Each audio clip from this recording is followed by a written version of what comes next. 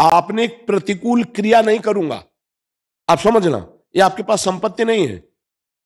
अब आप कह दो मैं नाम जप नहीं करूंगा लेकिन किसी को दुख नहीं दूंगा, दुख ना देना ये आपकी एक अच्छी क्रिया के अंतर्गत आ गया, आपकी सोच के। आपके पास संपत्ति क्या है? आप जब यहां से जाएंगे तो आपके पास संपत्ति क्या है?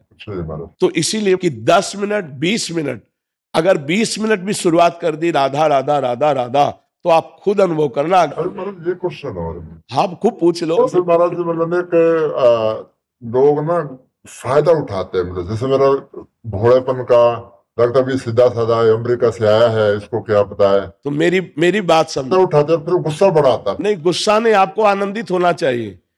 आप किसी के फायदे के काम में आए, जब आप हट नहीं करना चाहते, वो दुख नहीं देना चाहते किसी को, कंट्रोल नहीं होता कई बार ना, वैसा लगता है क्या करूं अब। नहीं, उस समय मुस्कुराना चाहिए। करता हूं मैं, कंट्रोल कोशिश करता, पर बहुत जैसे बोलता ना कि नहीं, अब उसको मतलब नहीं, आपने पहली बात कही थी मैं किसी को दुख नहीं देना चाहता।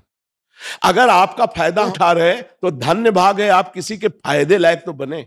यहां तो संसार में पशु की तरह जन्मते हुए मर जाते हैं, किसी के फायदे में नहीं आते। आपका लोग फायदा उठा रहे हैं, ये बहुत अच्छी बात है, आप डरिएगा मत, आपको कोई परास्त नहीं कर सकता।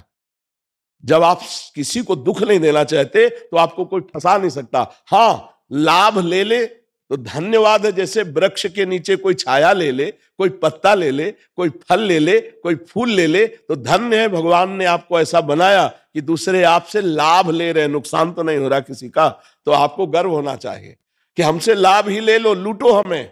सॉरी आपकी बात जी महाराज जी, मैं इसके तलाश में था कि भी भगवान कैसे मिले जी, और सभी को ही पता है जी, सब लोगों को पता है कि भी मेरे जो 20 साल तक मैंने कोई चप्पल नहीं बूट नहीं डाले जी, कभी, मतलब ना।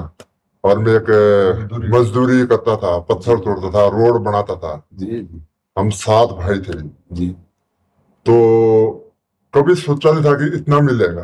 परमात्मा ने पाने कहाँ से मिला, कभी सोचा नहीं था। मतलब ये हकीकत, मतलब अपनी ये सबको पता है, मतलब इतने मेरा आशीर्वाद परमात्मा का।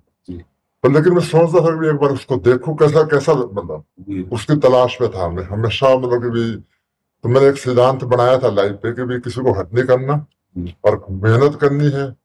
और बस वो एक था जो गुस्से का था ना, था जो कोई गलत कुछ करना, फिर लगता भी अगर हम गलत सही जाएंगे तो फिर कैसे आगे। नहीं, इसके लिए भी हमने सत्संग में बोला है कि जब तक हम सह सकते हैं कि हमारे धर्म पर, हमारे समाज पर, हमारे राष्ट्र पर कोई आंच नहीं आती, तब तक हम सह सकते हैं। अगर हमारे धर्म पर, हमारे राष्ट्र पर, हमारे समाज पर आंच आने वाली हो तो फिर हम उसका डट के विरोध करेंगे, फिर नहीं सहेंगे।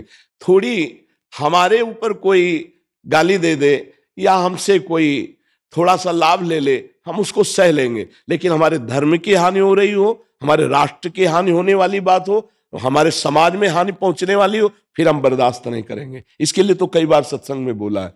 तो आप देखो, गंभीरता पूर्वक एक बात समझ लीजिए कि यदि आपसे कोई छल कपट कर रहा है तो आपको पता है कि आदमी छल कपट कर रहा है, पता लग जाता महाराज। फिर एक बार के बाद दोबारा आप उसका संग मत कीजिए।